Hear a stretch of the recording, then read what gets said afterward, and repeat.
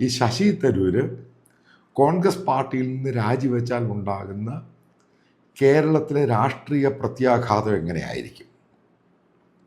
ഇപ്പോൾ പലരുടെയും ധാരണ അദ്ദേഹം ഒറ്റയ്ക്കായിരിക്കും പോകുന്നത്. ഇതൊക്കെ തെറ്റാ.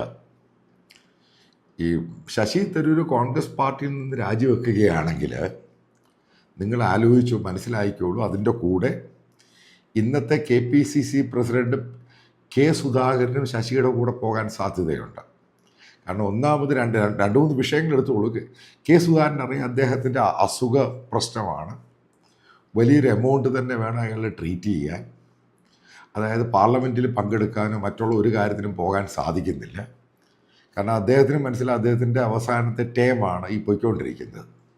ഇപ്പം കോൺഗ്രസ് പാർട്ടി വിട്ട് BJP പോയി കഴിയുകയാണെങ്കിൽ ഈ അയാളെ ഏതെങ്കിലും ഒരു സ്റ്റേറ്റിൻ്റെ ഗവർണറായിട്ട് നിയമിക്കും.